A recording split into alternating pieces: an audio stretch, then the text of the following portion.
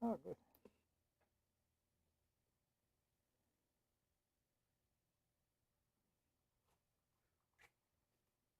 Hello, Roger.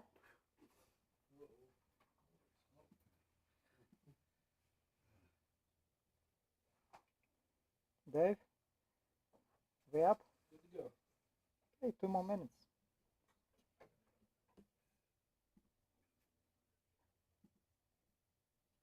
Nobody on Teams so far.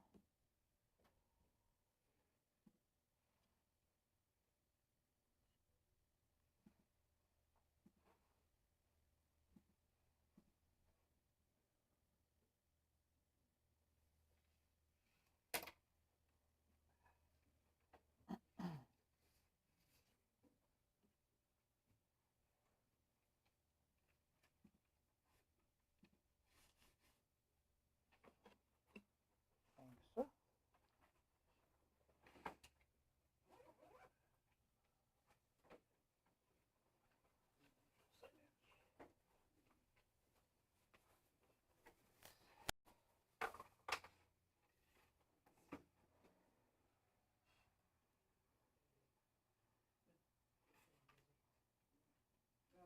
Kind of.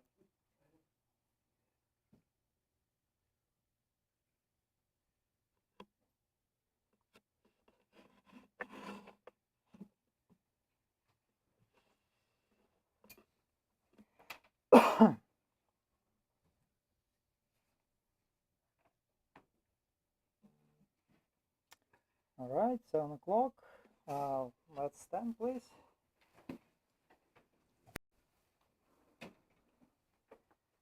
I pledge allegiance to the flag of the United States of America, to the republic for which it stands, one nation under God, indivisible, with liberty and justice for all. Thank you. Bob, would you? Bow our heads. Father, thank you for giving us this day, for giving us for safety to get here, for safety being. We pray for those who are still en route, Father. We ask the guardian angels can give them guidance. Give us strength through you. Be with this government for its right decisions, and most of all, be with us in the civil air patrol that we may expand and do the mission that we're supposed to be doing. In your name we pray. Amen. Gentlemen, Yes, hello. good evening. So my name is Miles. I'm the one who emailed you the other day about Okay. flying. Thank you, Miles. Please sign in here in the guest section. Hello, come on in. Jesus. Yes. Welcome. Good evening, sir. Good to see you. Please sign in. Take a seat. So today is the safety meeting. For visitors, I'm Andrei Tikhanov. I'm Squadron 5 Commander. Before we go to the actual meeting, I'd like to give an opportunity to the visitors to talk about yourself, why we are here, and what makes you interested in Civil Air Patrol. And at the end of the safety meeting, we will talk specifically about the onboarding process and what kind of benefits we give to our members in return for services we receive from the members. So who would like to start? Anybody? Okay, Nathan. I'm Nathan. I live in Ontario. I'm a plumber. I like to fly. I got my private last year, and just looking to log more hours and eventually move into a flying career. So. Okay, thank you. Welcome. Hi, my name's Chuck. I'm retired, engineer for AT&T. In my work life, currently volunteer for Army Mars, so I have a lot of comms background. I want to come here and see if we're a good fit together. Great, thank you. My name's Miles. I was a cadet in one of the cadet squadrons out in Brackett Airfield, and I'm still a part of that squadron. I'm a certified flight instructor, and so now I'm interested in getting into the flying portion of Civil Air Patrol as a senior number. Awesome, Miles. My name's Aaron Kapassin. 20 years ago, I was a cadet major, and my buddy posted pictures of us from back in the day because he got back into it with his daughter and felt the bug calling. So Great. there I am. I'm Luke Feenstrup. I'm active duty over here at March, part of the C-17 maintenance squadron. It's above. I have a commercial rating and instrument rating in both helicopters and fixed wing multi-engine. And yeah, low-hour pilot, kind of looking for some opportunities. And there's a lot of good missions that Civil Air Patrol has. Been to a few meetings at the March squadron, and so wanted to come and check it out over here, see what it's all about over here at this squadron. Okay, great. So we have a good number of first timers today. Thank you for coming back again. Good to see you. Hello guys. Jesus, would you like to present yourself? Oh, I'm Jesus Molina, belong to Squadron 59, and I'm just here to visit. Yes. I'm a pilot, 1,000 hours, working on my CFI to teach my son how to fly. Perfect. I'm not going to the airlines, I'm not going nowhere, I'm just gonna teach. I'm too old for that. Well, we need all kinds of people who can share their passion in aviation and actually give back to the community. So that's all great.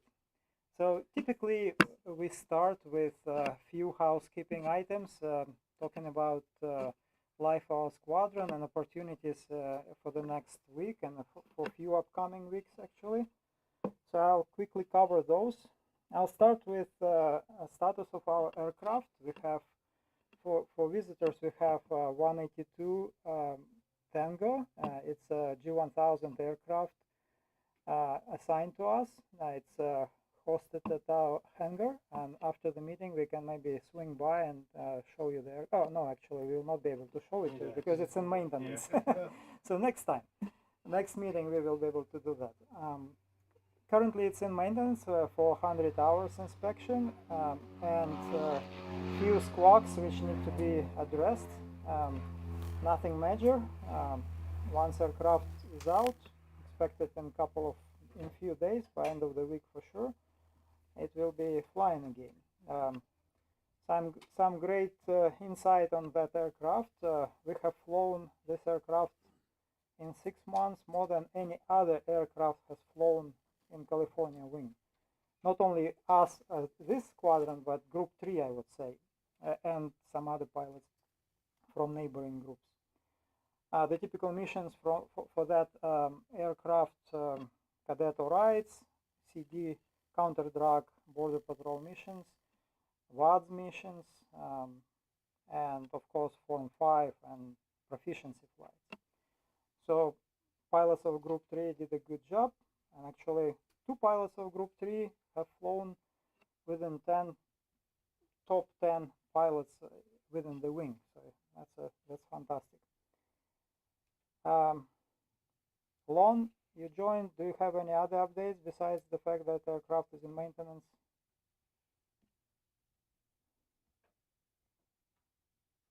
You are muted just in case.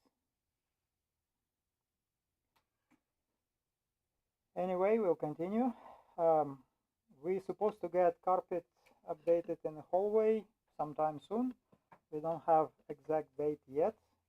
That's why we freed up that space. Airport is actually doing a good job fixing up facilities.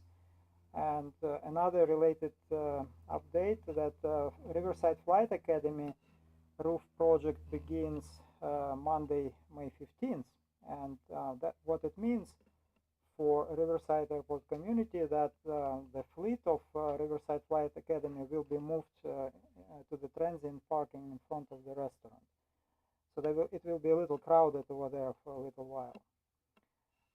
The project expected to be done within a week, so it's going to be a short-term inconvenience. Next week we will have Group Commander visiting us with his regular monthly visits, so just beware, nothing special. He offered an opportunity to take military style photographs. If you'd like one for your profile, please let me or Ken Benner know, so he'll be here with camera equipment and take care of that. Few other updates.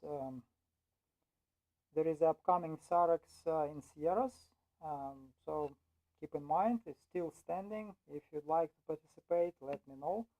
I can help you submitting your participation request, and maybe we can form a crew and fly our aircraft there. This year is pretty good. It shows strong recovery after the COVID by Civil Air Patrol. The budget for AFR OTC, AFJR OTC flights has been depleted. The deadline for completing already scheduled flight is May 15th. So that's great news. I hope next year budget will be larger to accommodate the demand. Reminder for new members and upcoming members: once you join CEP, you have 90 days to complete basic onboarding training, specifically equal opportunity training. So one of our members is coming due to that. That's Eric Middleton. I sent him a reminder, and if he needs help, he can reach out to me or Chris for assistance, but I provided detailed instructions on steps involved. And last but not least, we have great track collecting supplemental dues for the squadron to help us with the budget. Special thank you to Terry. Terry contributed significant amount, which covers us for the whole month. Thank you to Michelle, Chris, Millicent, Roy, Lon, Mike, Chris, another Chris, and of course Bob, and whomever else is going to contribute. Really appreciate that. As an effort to reduce our cost, we had a meeting with airport manager. Unfortunately, our request to reduce the cost of a rental was denied, but the good news, they didn't raise our rent. So we're already getting good discount, and they told us to be conservative about what we ask.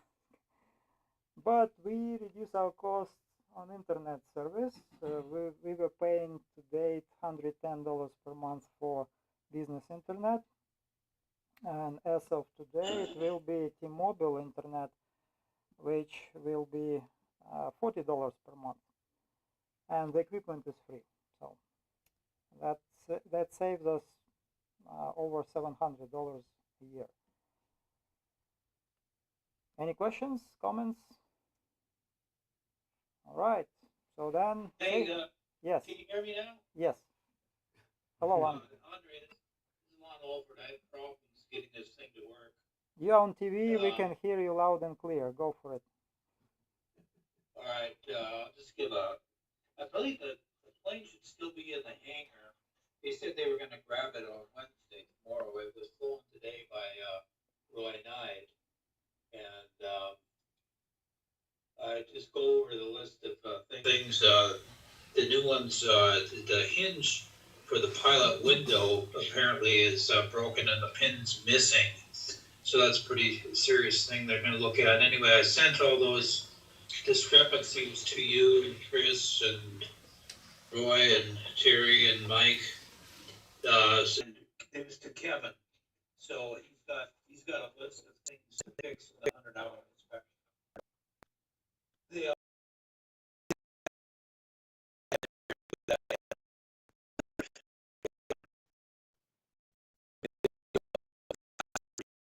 Extending, it's making kind of a clicking sound, so I'm gonna have Kevin look at that.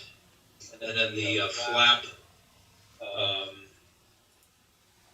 let's see, what is it? The flap bracket showing evidence of wear, so I'm gonna have him look at that also.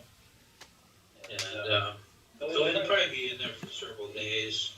I told the guy that had it scheduled on Saturday that it was going in, so he was going to take his name off the list, and that's about it. Okay, thank you very much, Lon. Appreciate the update. Yep. I don't know if Lon can hear me, but the clicking noise with the flaps going up and down is sometimes caused by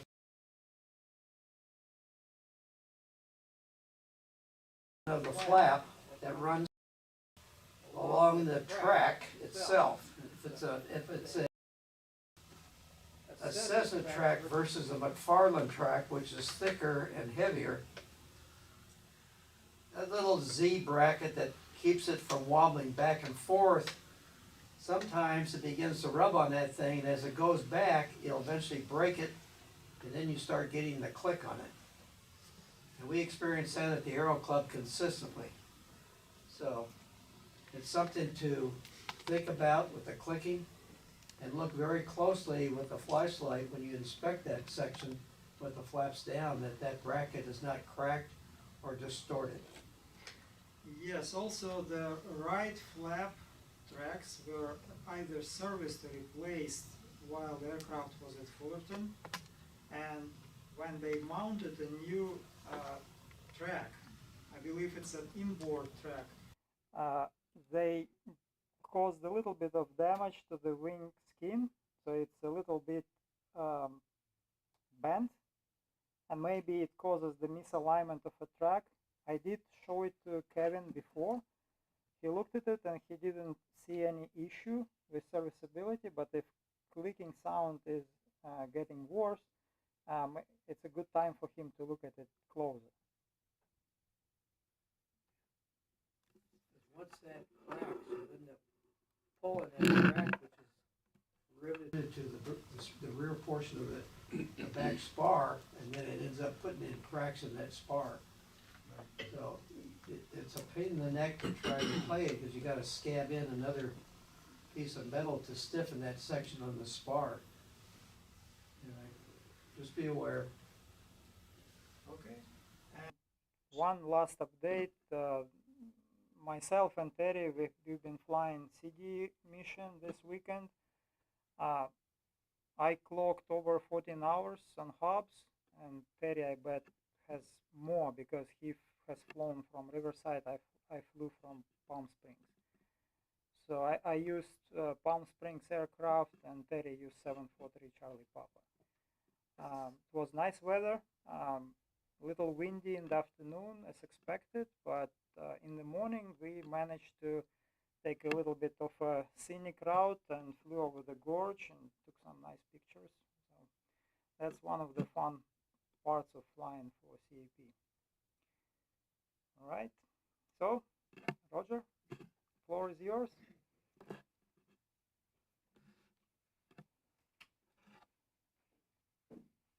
I'll help you set yourself up. I don't know if I can. You need power? Well, this thing here is getting really low on the battery power, so Let's see if I didn't have know if there was a any cable. place. Yeah, it's kind of, my cord is not real long. And I don't have a cord. Yeah, okay. I'll I bring it from Yeah, I car. can use the phone, it's just that the phone is not as, Yeah. good, yeah. Hey, if it, Roger, can I ask you something before you get going? Yeah, sure. Yeah, well, I had to turn in this hangar parking mitigation plan. You actually had talked about it last month that we were supposed to be doing an inspection of the hangar. Right, right. I had emailed you that several weeks ago and asked for comments, and so it's already turned in. But what you need to do is you need to inspect the hangar on that form that I created, and then sign it and post it on the bulletin board. Okay, yeah, which email did you send it to? Is it, cause I got, yeah, you probably don't remember. Yeah, I got one where everybody sends it to us at my AOL one. I haven't looked at that and I only do that about once a year. It's my Gmail account, so when Yeah, usually I send them CAP accounts, but yeah, I'm not sure what CAP has on me. I think because I do get Gmail, from CAP, but I don't know. And and my regular CAP email, that's defunct. I gotta get somebody back up into that again. I have a cable, I don't have a... anywho, Well, anyhow, yeah, okay. maybe next month we can coordinate talking Yeah. a little bit about the whole plan. Well, we do, yeah. We need to do that, yeah, definitely. All right, I'm going back on mute. Okay. You have maybe a power bank? Oh, that's it. Oh yeah, there. Yeah, that's mine. Yeah. So you can connect this. Oh, okay.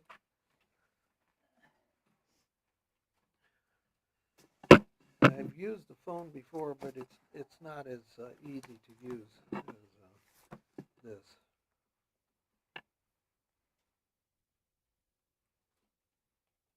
I'm down to 8%. Okay, now I'll get charged. All right, and I just need to get connected. While that's doing that, I'm just going to go with this. Normally, we don't have this many people during the safety meeting, so I don't have enough of these handouts. I can guarantee you. Well, we certainly have highest attendance. Yeah, that's for sure. Man, oh man. What's in here? Okay. It's actually two of different ones. This, okay. First off, I'm Roger, and I'm the safety officer for Squadron 5. We're supposed to do every month at least a 15-minute safety briefing every month. And I talk long, so sometimes it goes longer. I try to keep it shorter. We probably will tonight because there's a couple of videos that we're supposed to look at, but I don't have them up on this here. Tonight what we're going to do is talk about laser hazards, and I was going to be doing some other stuff, but then I started, I've been reading some things with the FAA and NTSB, and laser shootings, they call it, basically are very serious and can actually cause a crew to not so much crash an airplane, but can destroy the rest of their flying career, especially if they get hit in the eyes. And that's one of the reasons why I brought it up. I wish I could take credit for what this little briefing that the CAP put together, but I can't. So I have done this briefing with the March Aero Club, and it's much more in depth and detailed. And if any of you guys are interested in that, I can download it for you if you want to. It really gets in depth into what lasers are all about. Okay. Disconnect. So you need to unlock it. Here, it's on right here. Okay. And okay, I'm not seeing it earlier. Probably it's because there we go. All right. Yeah, because it's disconnected. Yeah. Okay,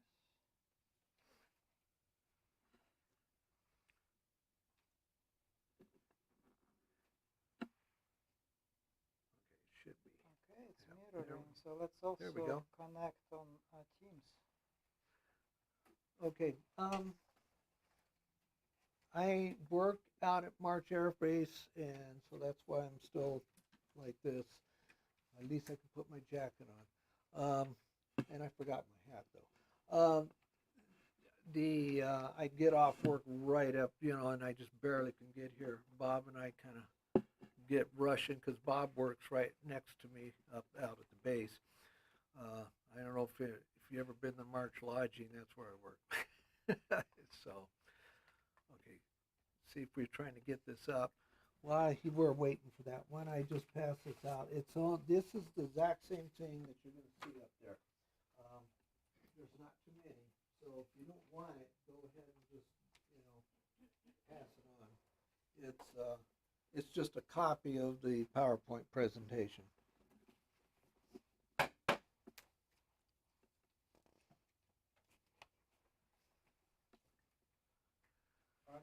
Yeah. Where did you get that presentation from? I got it off the safety, off of the, site on Go, CAP and down in that. And actually, if you go there, boy, they got tons of neat PowerPoint presentations. I get a lot of them from there.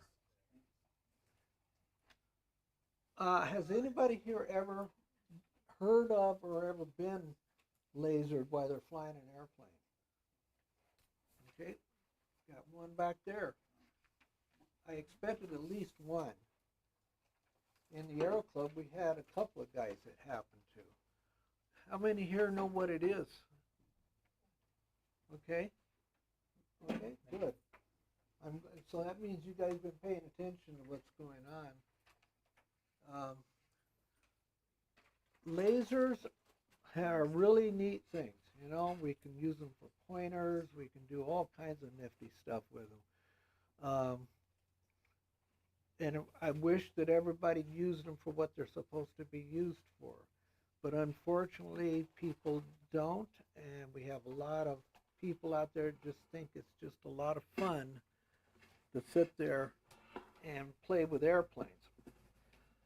And it ranges anywhere from people standing out in the field, just kids, and playing around, seeing an airplane and they try to shoot it down or whatever, to people who literally viciously do it on purpose with commercial airliners especially. They don't like the idea of the airplanes flying in over their house, and they do everything they can to disrupt it. We, as Civil Air Patrol here, you know, we land in a lot of airports.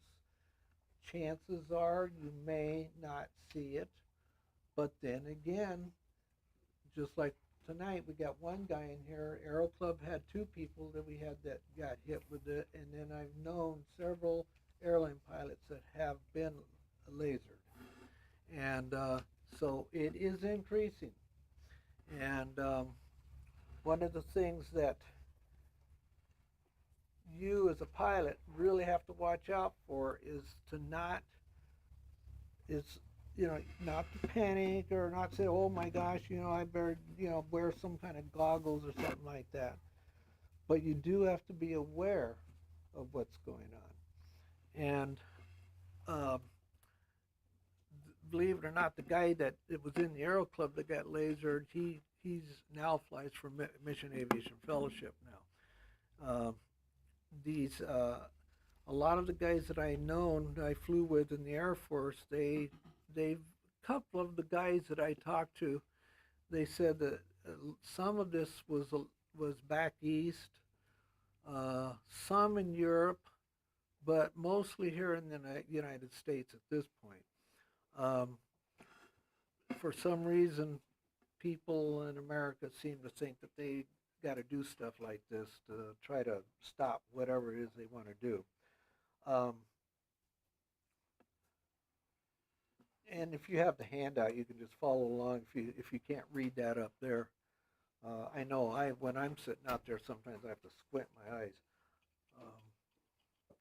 Okay, and basically all this is just goes over just what happens, and right now, obviously, the thing that you really have to watch out for is that at nighttime, of course, is when you're probably going to get the laser.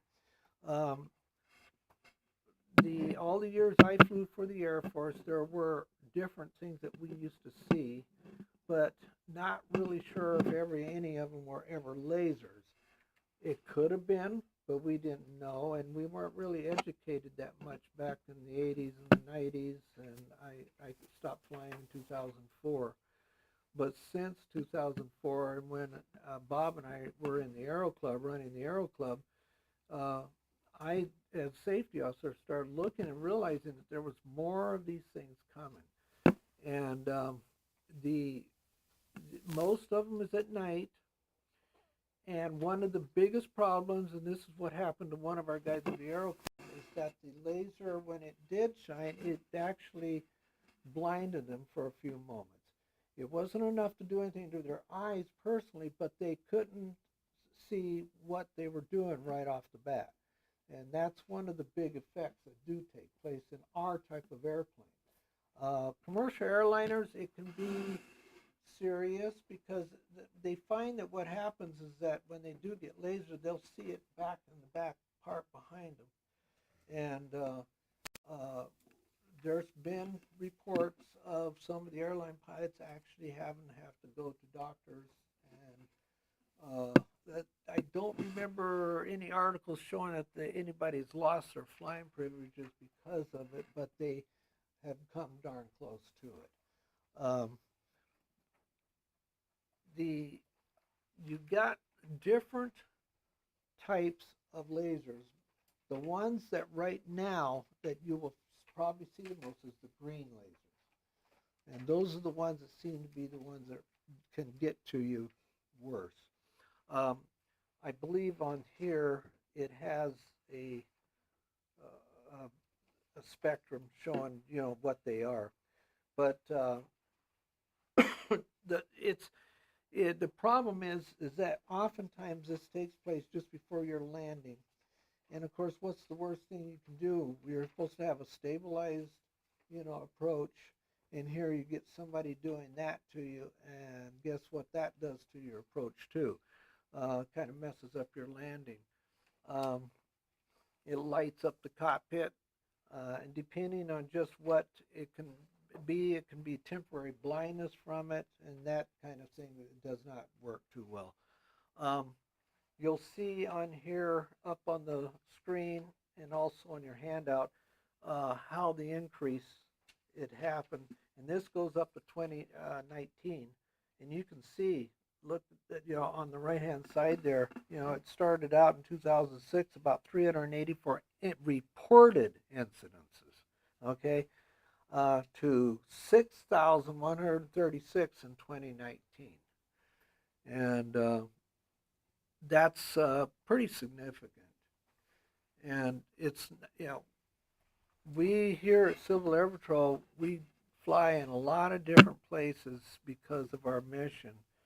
And we oftentimes, if we are called on a mission to go out and fly, people don't necessarily know that we're going to be there, especially if you're taking pictures. But we usually do that stuff during the daytime. That doesn't mean that somebody wouldn't try to laser you during the daytime, because that's happened too. Has anybody here been hit with a laser, not in flying, but just been, you know, every day? I mean, like, I work with lasers, like line lasers. Oh, you yeah, know, sometimes yeah. You catch it real quick. Yeah. How many have ever noticed the lasers on the scanners at the cash register? And they're sitting there pointing up and pointing right at you. I just sit there and I just kind of say to the manager, if they're around, you know, could you just make sure it's down? Because I don't think people understand. They really don't. Doctors, we had a couple of doctors in the Aero Club, and they said, yeah, that people just, they don't understand. We're so laser oriented today, just like cell phones and everything else, that we just don't think anything about it. If you have good eyesight and you love to fly, take that eyesight, you know, like gold. I mean, it's treated like gold. I know you know that, but that's one of the things that I used to see in the Air Force, is that we had guys every once in a while would get grounded, and for whatever reasons, but their eyes and would get to them. And when I was younger, I used to see these kids all the time be doing things where they were, you know, with lasers, with flashlights, all kinds of stuff. And you're sitting there going, man, oh man, you know, you still got a long time to go yet in your life. Why ruin your eyes? I mean, I know you guys already know that, especially if you're pilots. And even if you gotta, it's not just the flyers, and you also have the passengers. You got to think of them too, because those guys sitting in the back, I mean, you don't want them to have to get their eyes ruined either, just because they may not be a pilot. That's one other thing you've got to be thinking about. Let's see. Okay, here was a laser. This is one of the videos which I couldn't get it to work. I don't know if it, I don't think it will. It was, it's going to YouTube. I don't know if I can get the sound. It may not.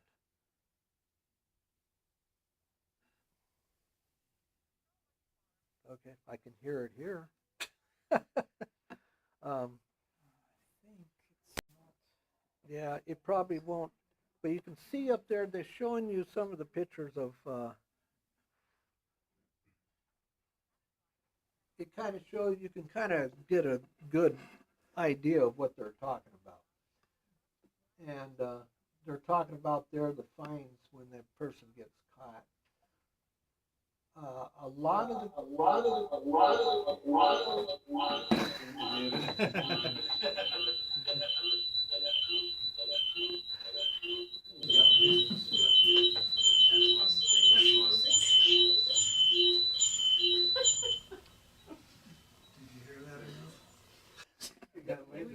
I got, yeah, we got lasers.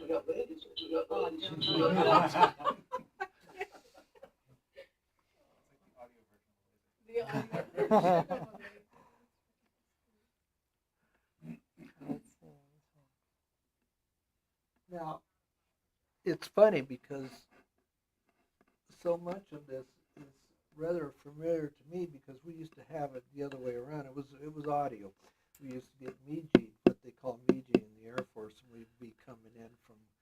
This is before the curtain came down, and we were approaching into one of the eastern buffer zone air bases, and we actually got Meiji, which means they jam our radios and our ILS, everything. And they tried to do everything they could. So it's so you know, I've been that. You know. Now I've never been laser that I know of. I don't know. I fly with Bob a lot at night, and I don't know. You know, people might try to get Bob out of the air, but a lot of the incidences that take place is oftentimes caused by kids, and a lot of the kids really have no idea what's going on until they get arrested. Believe it or not, they can catch these people. And it seems like you're sitting there, well, why? Okay, I got laser. Okay, well, I'm doing fine. I'm okay and all that, and you just go home. But I'm going to show you right here and pass out how the FAA wants to know about this. And believe it or not, they can actually catch these guys. And there's several incidences when I was doing it with the Aero Club that were guys, they thought they got away with it, and they didn't because they could pinpoint where it was. The pilot said, oh, it was right here, and then they turn it over to detectives down on the ground, and believe it or not, and they take it very seriously. The FAA takes it very seriously. Just God forbid it would be somebody who's a pilot, because I guarantee they'll never fly again if they get caught. Most of the time it is kids, but like I said, the ones that are really hard to catch are the ones that are professional, or the ones that go out there and they actually try to stop you from flying over their house or whatever the situation is. Because those guys, you know, they go out there and they have an agenda. So it's a little bit harder to deal with those. There are different sizes of lasers. Believe it or not, the little pin light one can cause problems, but most of the ones that they use are much, much more powerful. And those powerful ones are the ones that really can just come right up in the cockpit and just, especially in our airplane, can cause some real problems. In a commercial airplane, it's a little bit bigger, but it's still a small cockpit. And when you sit there and get lasered, you know, it can cause a lot of problems.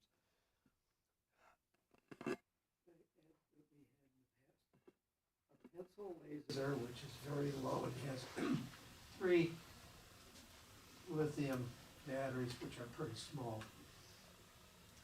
Can travel anywhere from 3 to 5 miles and affect your eyes. That's just a pin laser they use for marking the charts while they're giving a talk. The more powerful ones that are homemade and built up to 25 to 50 miles. So when you're ever hit with one of those, you'll understand why.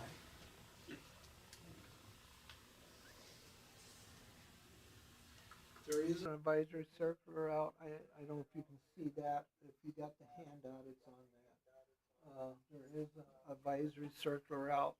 That's AC 70-2A, just on this, and it covers everything that I'm covering tonight. Okay, pilots are requested to immediately report the incident. And and the reason it's kind of obvious. If you, the sooner you can do it, the better that the person can get caught. Now you're hearing.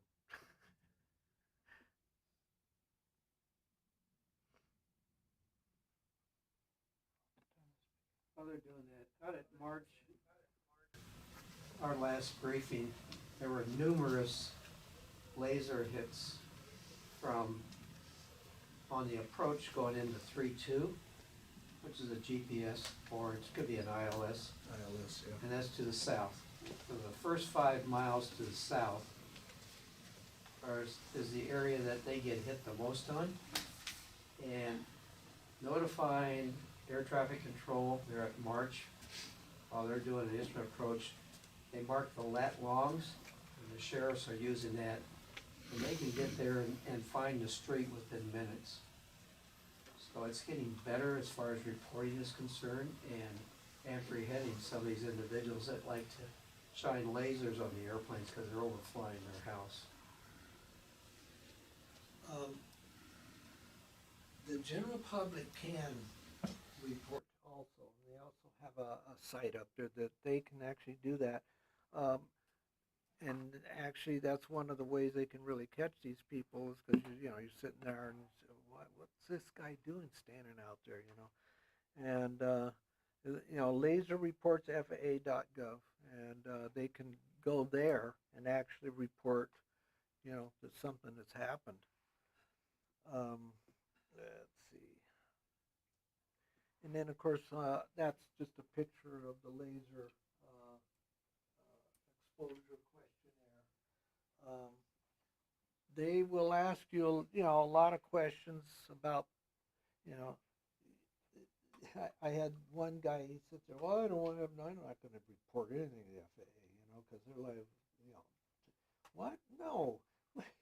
No, they're there to listen to what it is that happened to you. They could care less about, they're not going to start asking you questions, well, how come your approach was too high? You were coming in too hot or something like that. No, they do not do that. Okay. How many here know about the get out of jail card? NASA? Yeah. Yeah. So, if you think you did something wrong, you can go that route. But if you get lasered, no, we need to do something about it. It's not something that's it's not one of these little side issues that we go, well, yeah, okay, blow it off, because I can tell you right now, it's only going to increase even more, and we don't need to cover what's been going on this year. There's been 200 mass shootings taking place so far. Now, these people who are tech people who know what's going on with lasers, you don't think that isn't going to increase too? So it's, those type of things are going to happen more. As a pilot, especially if you're flying a Civil Air Patrol mission, you got to be right on top of it. There's a lot of people that know about the Civil Air Patrol, and there's always that, somebody out there that might want to get rid of us. I don't know, like the people that we rent this building from. I don't know, maybe that's. I just thought I'd bring that up, but okay, let's see what we got. Okay, that if you want, again, it's on the handout. I think it's on which page is that? I think it's. Of course, it doesn't pop up. Yeah, page 9. It's got up there the FAA.gov, and that site right there tells you about the FAA and the U.S. Air Force flight crews on them being lasered. Let's see what else. Let's see. Yeah, we kind of talked about this. how common are they? Well, it's getting more common, especially as lasers get more easier to get a hold of, the more powerful ones. Um, how many have been to Disneyland when they have this lasers that they shoot up in the sky? Well, you definitely want to stay away from those. Actually, you're supposed to anyhow because it is a temporary, TFR. Permanent temporary TFR. Yeah, you go fly there, I can guarantee you, you will definitely not have to worry about flying over lasers anymore. Okay, this here part is just references. The big thing of this briefing here is that, again, we may not see it on a regular mission because it's most of the time it's daytime, but we do fly at night. And know something about the airport that you're flying in. I would suggest that you might want to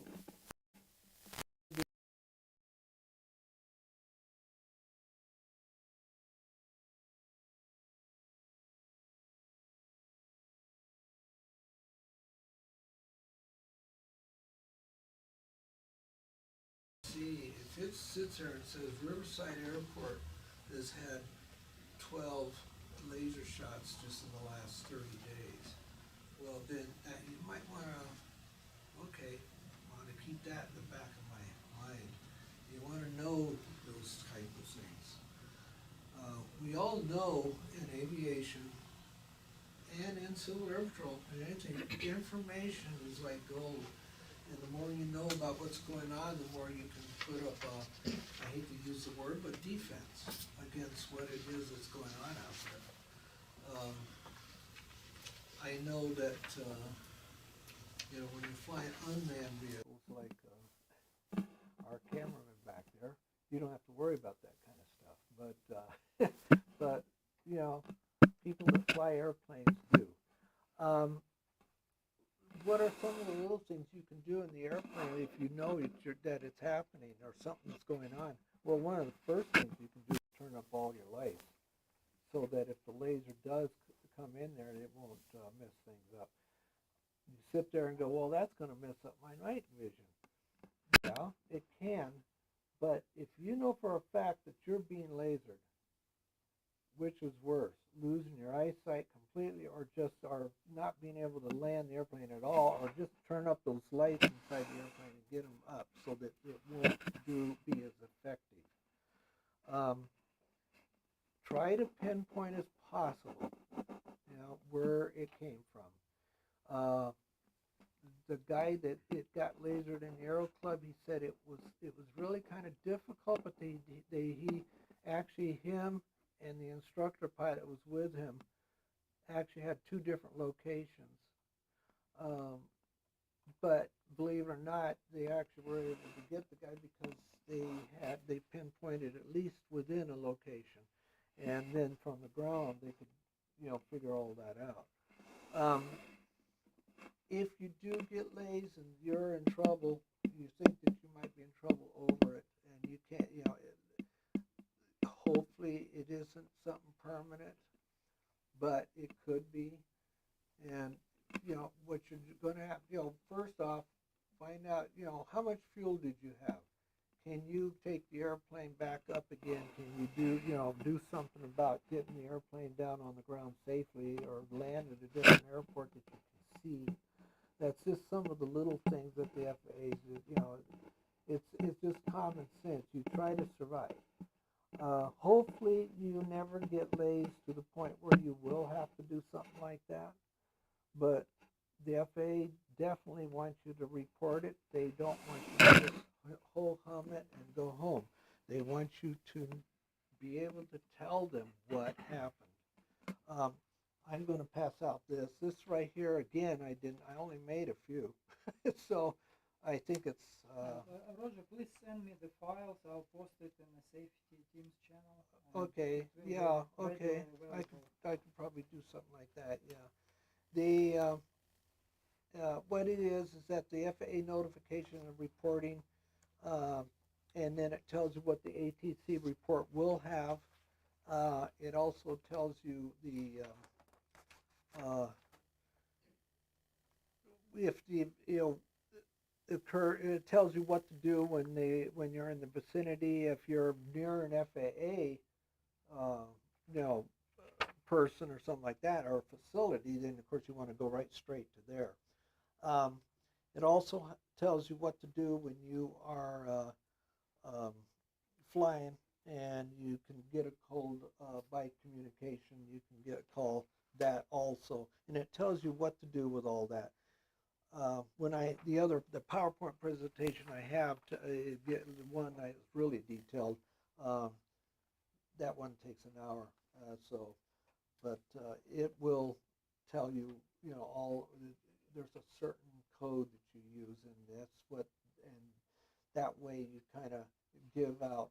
The FAA actually has a code for a place that's been lased, and they have a code.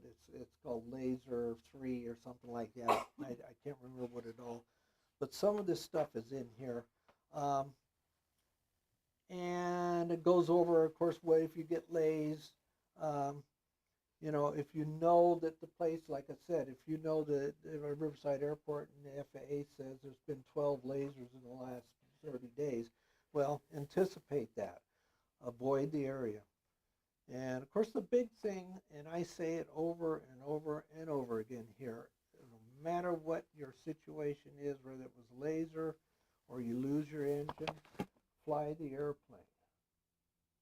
Fly the airplane.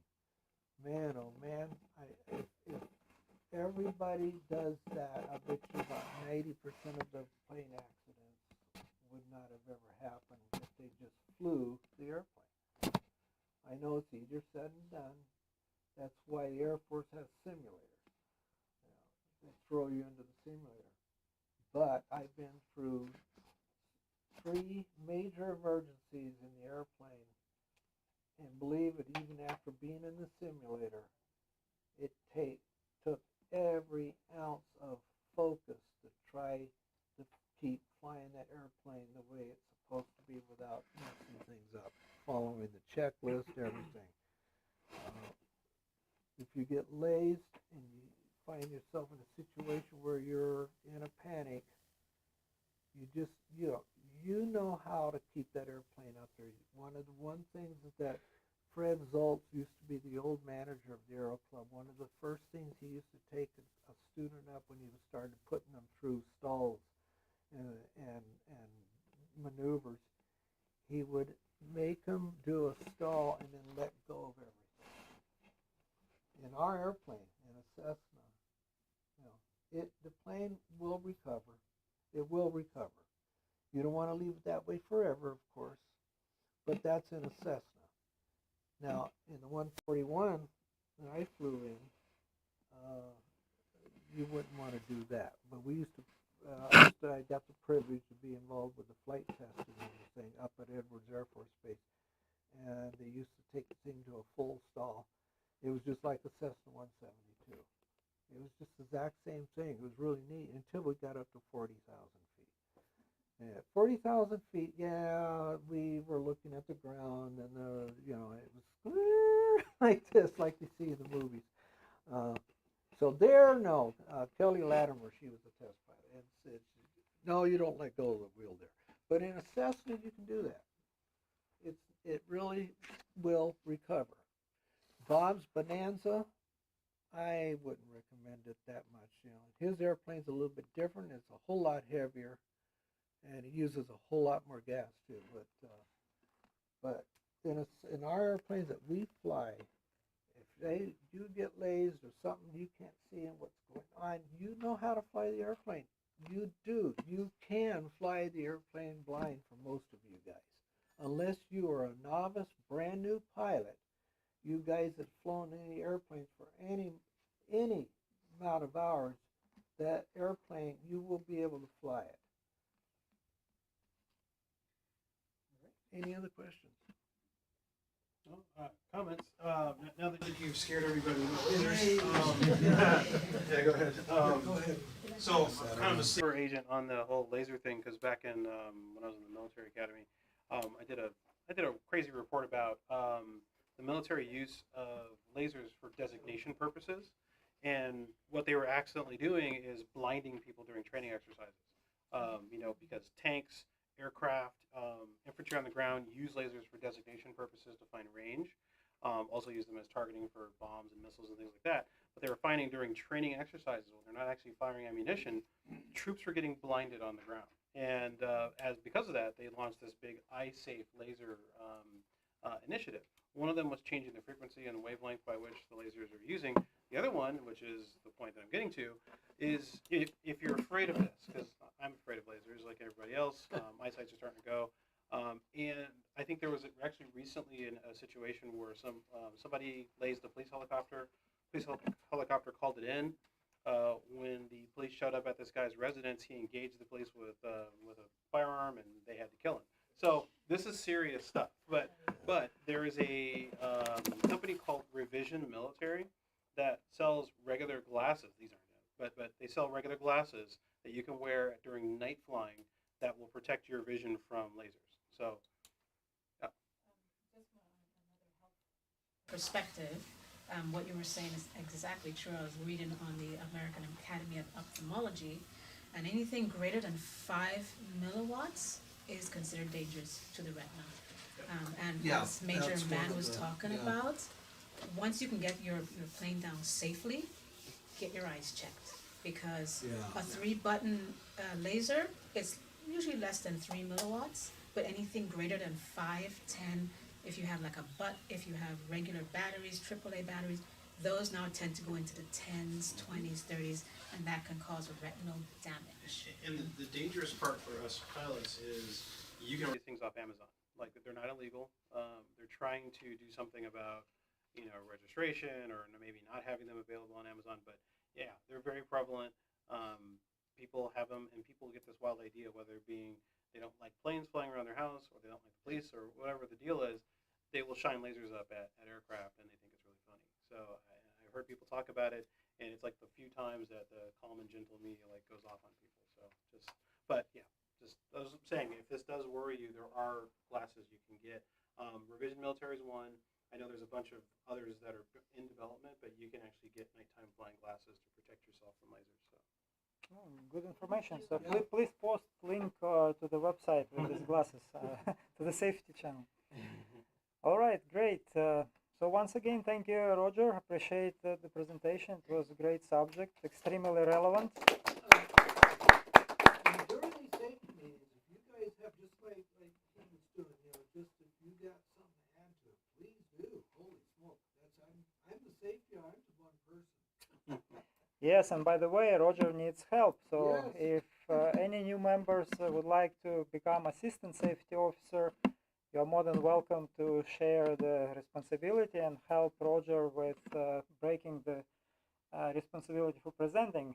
So you can do it once every 2 months instead of every month. Yes. We're also helping Roger from safety perspective on the health related issues for aviation. So Michelle is doing a good job. So she's back well rested from vacation. So look forward to pick up another topic next month on aviation health related matters. All right, so we have a few minutes left. It doesn't mean we have to have a hard stop at 8 o'clock. Of course, if you have to go, you're welcome to leave at any point. But I'd like to give a few words to visitors and give you heads up what kind of information you should look for as new members of Civil Air Patrol. I think most of the important information you'll find at our website. It's squadron5cep.gov, right, or .org. I'm not sure about that right now. Is it .gov or .org? .gov. .gov. Okay. So, especially for pilots, the step-by-step instructions, what it takes to get checked out as CAP pilot, and from squadron support perspective, myself, Chris, will give you all the help you need to get everything done on time and start flying as soon as possible. You'll see what are the prerequisites to become a CAP pilot, what are the benefits, and what kind of missions you will look for, and so on and so forth. Now, to become a pilot, you have to be a CAP member. What it takes to become a CAP member, you have to come to 3 meetings to the unit of your choice. If, let's say, you came today, that's your first one, 2 more, not necessarily in sequence, and we will sit with you, you'll fill out the application, we'll fingerprint you, it's a part of the process, and you will mail the package to the national headquarters with your national dues. National dues annually paid via automatic payment, or every time you can make a choice to do it manually, done through the national website. It's $82. Then we have squadron dues. Squadron dues are very transparent. At this squadron we are paying from our member dues for rental of this facility, rental of the hangar, utilities related to that, which is basically flat rate, reduced cost, and internet service. So at this point of time, for the present membership, we are about $300 per year. What are you getting back? Well, becoming a CAP pilot, as soon as you check all the boxes and you are on board as a CAP pilot, you get access to 4-flight subscription, which is a military bag performance package. It pays with your membership dues.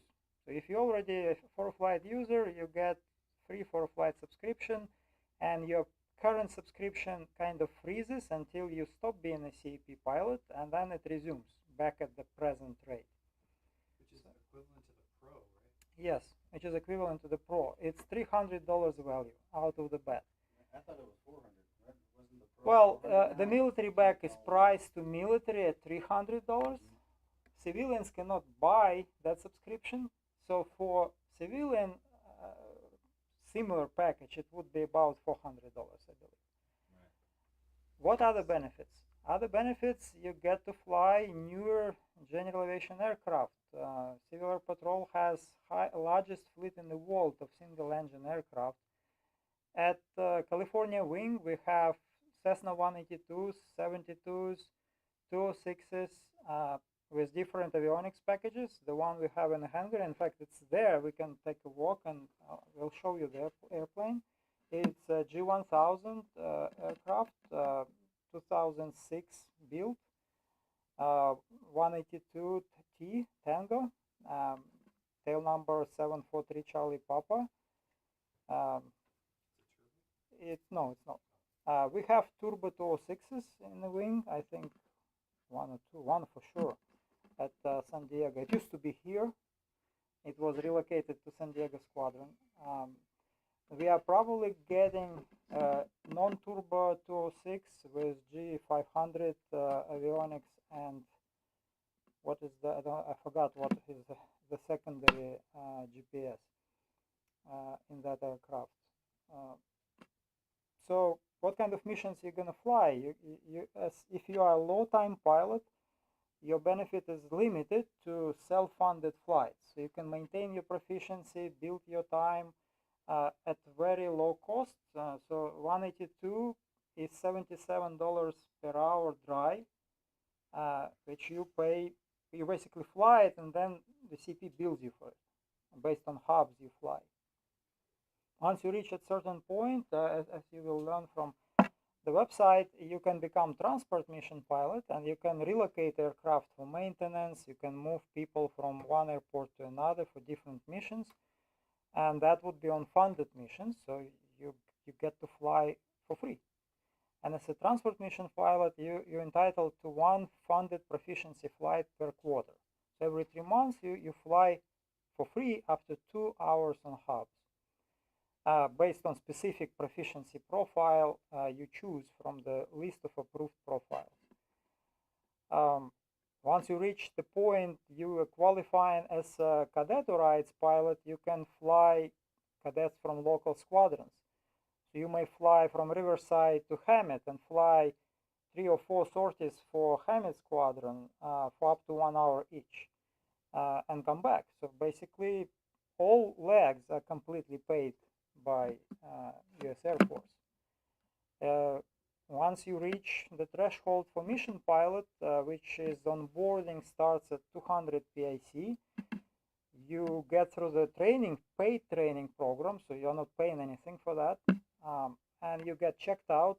We call it Form 91, and you get to fly mission profiles such as WADS, Western Air Defense Systems, training military pilots to intercept slow-moving targets, which will be target. You get to fly, if you have commercial certificate, then you can fly paid missions like moving K9s from place to place, aerial photography, disaster relief missions, damage assessment after a certain disaster. Instructors, if you are CFI, CFII, you can get checked out as a CAP instructor. So you can become CAP instructor pilot, and you can be CAP check pilot eventually after you have certain amount of experience. So you get to actually help with onboarding new pilots to the Civil Air Patrol. We are all volunteers. We are not paid for what we do here. And instructors don't get paid when they fly CAP members. But you get flight time, and you get to fly for free or at a very low cost. Any questions? Yes.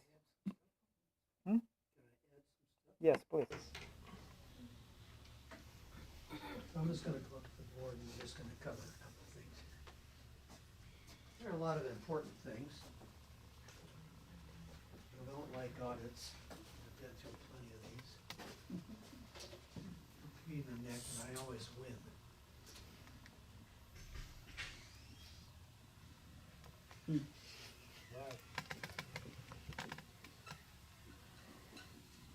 Yeah, speaking of expenses related to CAP, pretty much all expenses are tax deductible. So you do have to have membership dues. Those are deductible because those are paid to 503, 501, Chapter 3 organization. C3 or C3? C3. Clothing, shoes, eyeglasses.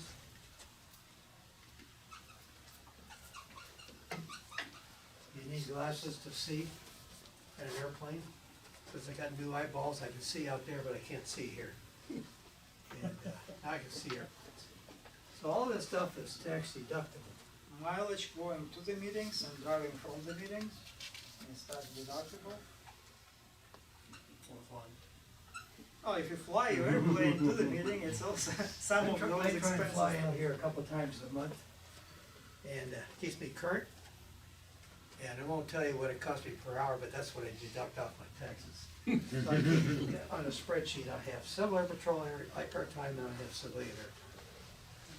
So what about meals? I mean, if you came here, if you drove through the drive-in and you got yourself a hamburger, it cost you $15. You just put it on a little calendar, mark it down $15. If you went to the restaurant, you mark it down. Meals are deductible, because you have to eat when you get here to the Civil Air Patrol. So we've covered clothing, classes, cafe, and then the other thing you can get to deduct is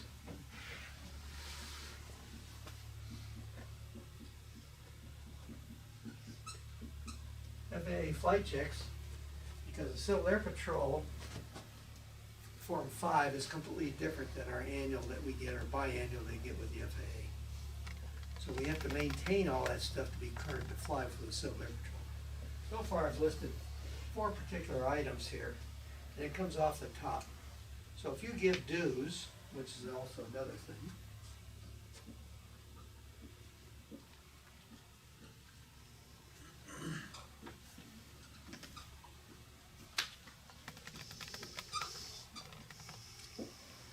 every one of those things I put up there are tax deductible.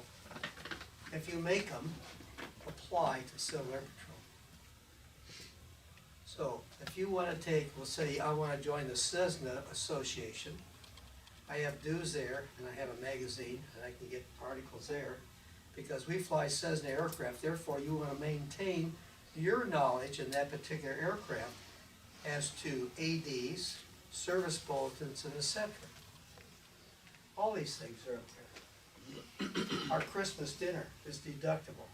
We also hold about a 15-minute safety meeting. Yeah. Or something like that to make it legal. Because it doesn't say how long we have to be there. Mileage to and from any kind of civil air patrol function. If I come out here and use the simulator, that's mileage. If I get my airplane and fly here and open the back door to use the simulator, that's flight time. So all this stuff right there is an advantage of what you can deduct off your gross income. It's not a percentage, it's always a gross. So those are just some of the things. And then what the skipper here has said in regards to the benefits of flight, free check ride sometimes.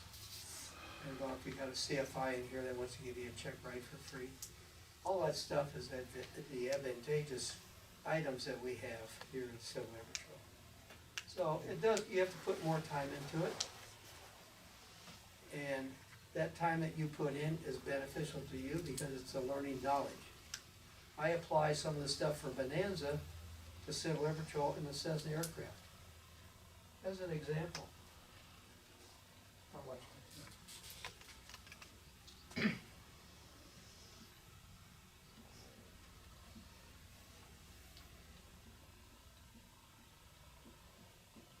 Tower Horizon, right? Does anybody look at the pitch on the aircraft when they do the takeoff? And where is it supposed to be? Is it standard for every airplane? Anybody have any ideas? We're gonna look at 10 degrees. 10 degrees is gonna give you V sub Y and a DC-10. Oops. V-35, A-36, a C-182, a Cessna 172. I can go on and on and on. And Christopher here would probably, in his Piper. At 10 degrees, it's mechanical. And it's standard in almost every airplane. Standard in almost every airplane. So when I lift off, and I start at least 5 degrees before the liftoff speed, I start burning the yoke pad. And I go to pitch 10 and take off power, it's gonna give me V sub X. If I reduce it, and this is gonna be whatever airspeed for the aircraft here. It's gonna be some kind of airspeed here. And if I hold it about 8 to 9 degrees, we'll say 8 degrees, it's gonna give me V sub X with an increased airspeed. And the Bonanza, it's 76 knots, and this one here is 78. Yeah, even, it's pretty close even for the bearing. So, these are some of the things that I look at what I read and I've done research with, and I've been in aviation for a long time. I'm an old guy. But I never gotten tired of it. I look out the window every day and I learn something new. It's a great earth we live on. It's a great earth. How about renting the airplane and going out when we had one of the greatest blooming seasons of the year for the California poppy?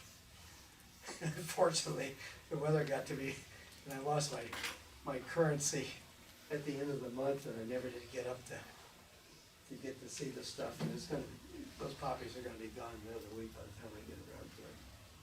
But I'm just giving you some ideas here to think about what you can learn here. And you're not gonna find a lot of different books. I learned from a lot of people here about flying ridge lines. So if I try to fly a ridge line here, I got winds that are coming here. Let's make this one out.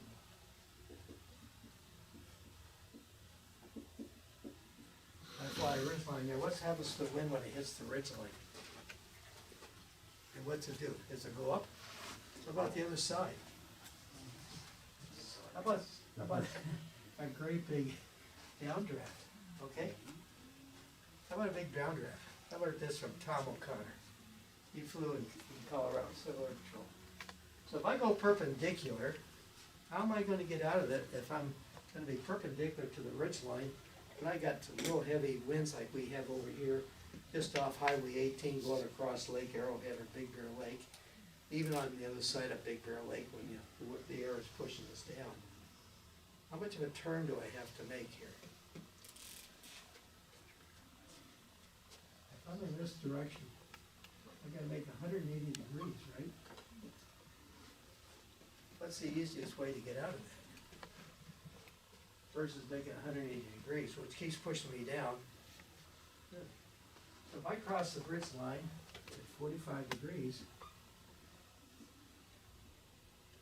I make a 90-degree turn here to get out, and I can make a 90-degree turn here to get out of it. I don't have to make 180 degrees. So I cross the ridge lines about 2,000, 2,500 feet above it. If I'm still in a bumpy area, I just turn around and go back to Reynolds. I never fly across it. I'm just that way. I've been in some real neat mountain ways going across the Colorado Rockies in a DC-10, even an MD-80, 707. So anyway, just some ideas that some of the things you're gonna learn here as your pilots, and 10 to 1, you never got that in ground school. We have Czech pilots who can work with you on mountain flying course and get your proficiency high and make you feel more comfortable flying in the mountains, across the mountains. Either. So I've learned a lot of stuff here, reading books and stuff. I have you, so, but anyway. How interesting thing you can make is really up to you. Okay, but I have a question. How do we get this gentleman to teach us? Like, when we become a new member, how do we get him to Come to our meetings, ask questions. Just like I did, I get on the board and start talking. Okay, what is your name, please? I'm Bob. Bob Pierce. They call me Kathy. My grandkids call me Bimpo. How many hours do you have? Oh, I don't know. He stopped counting at 20,000. Well, I'll tell you this. No thing. kidding, yeah, yes. I got my wings to the Navy in May the 17th of 1962, and I've been flying since then. So figure that one out. I've had one incident, I have to admit to, in all those flying years. And like Roger said when he was going through flight school, his female instructor says, sooner or later it's going to catch up with you. And it caught up with me. So I ended up with a gear up and my hands up. Luckily it only cost me $40,000, including the rebuild of the engine and what have you. And it was smooth. It was smooth, and I found a 3-bladed propeller brand new in Boise, Idaho for $10,500 versus doing that. I had to buy a new crankshaft. But, anyway. Yes, sir. How long did you fly for the Navy? Oh, gosh, I don't know. I started pushing the desk in 1980. And what did you do after that? Well, I've been working for American Airlines. I started American Airlines in April of '66 after I got out of the Navy. Then I went back into the reserves, and I finished up there. So I started as enlisted and got my my commission going through the Naval Cadet Program, and became screened for command. Supposed to have been an executive officer, which is like a vice commander in the Air Force, with an S2 squadron, and then they had a big flap between the reserves and active duty. Active duty said the reserves aren't flying my airplanes, except that the reserves could outdo the active pilots flying submarines and find them. We could always beat them in an old S2. Some of the aircraft I've flown, T-34, 172, T-28. That was probably the I like that airplane, T-28. The roar of horsepower. It was almost like a woolly Fudd that I flew in the Navy. Flew S2s. Let's see, MD-80s, 707s, DC-10s, Bonanzas. I've had a lot of airplanes, but not a lot. I've got a lot of hours. So. I've been studying for a year and a half to become a CFI. It seems like when I get down to take the test, I gotta go back to work, and I never get it done. There was something for the grandkids we gotta do, or gotta go shovel snow at Lake Arrowhead, or fix the house now that I gotta replace the porch with damage. I'm not looking forward to a lot of this stuff, but I just stay busy. Keep your mind going. Don't sit down and have a beer and watch TV because you get lazy. But I never get lazy from flying. I can look out the window and find something new every year. I go across the Midwest from the Colorado Rockies through Nevada, what have you, and I look at some of those cliffs and said, how the hell did these people with Conestoga wagons get up that cliff and make it to California? Because I know 99.9% of the people today would just quit and die. I'm serious. They're a rugged country in some of those areas. Yeah, but I've enjoyed it. So anyway, that's been my life. I've been a check airman here within the Civil Air Patrol, and I'd get back into it, so that's why I'm trying to do a few things. And I guess when I retire officially, I'll get back in flying the Civil Air Patrol again. But if you got questions or you need help, I'll be more than happy to sit down and chat with you and try to resolve the issues you're having. Yeah. Always trim the airplane, hands off. Trim it hands off. Don't try and fight it, and don't be like a fist of steel. I flew with a couple of captains. I said, are you trying to break the yoke? What do you mean? I said, you got white knuckles, man. I said, this thing, I said, look, you just trim it, it's 2 fingers, I'm just a co-pilot. I said, look, it's just a 2-finger airplane. Come on, let the airplane work for you. Don't be afraid of it. It's mind over matter. Anyway, I held you up too much.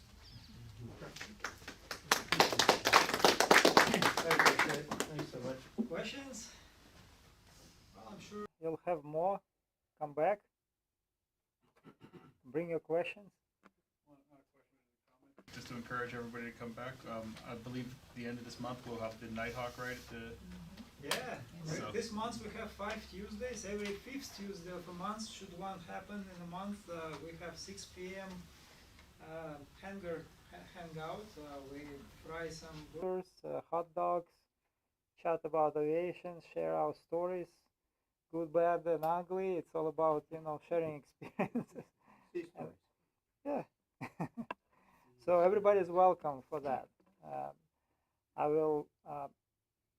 Those who are attending as visitors, send me your email, so I'll include you on my invitation for the Nighthawk. And I'll make sure we have enough burgers and hot dogs. His son cooks up a good burger. But we have fun. We even have dessert. Yeah. Sometimes it may be cookies, but most of the time it's pie. Yeah. Even And when if we have get pizza. tired of burgers, we can get pizza, right? So Yeah. it's all up to us. We even have pizza nights too. All right.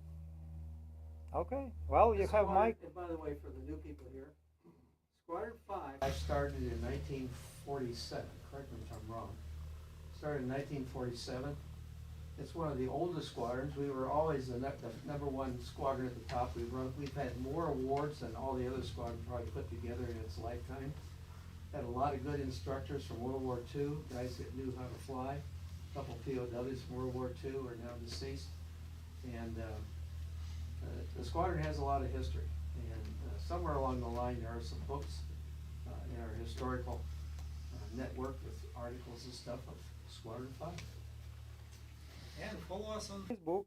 Roy Knight, one of our members, he's doing a good job making fun, very engaging posts. So join in, share our posts, share the passion for aviation through becoming our member. Roy's a good pilot too. Yeah. He's a good pilot. So we're all kind of safety conscious. I'm always looking where if this engine quits, where am I going to put my airplane? I don't wait till the last minute when it starts to cough. And I'm always looking where I'm going to put this thing down, no matter where I fly. I only got 1 engine, and I can't pull over and park and have a soda pop. There's just no place to park it.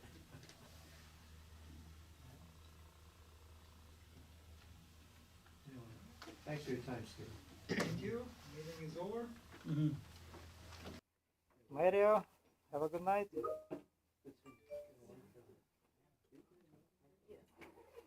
I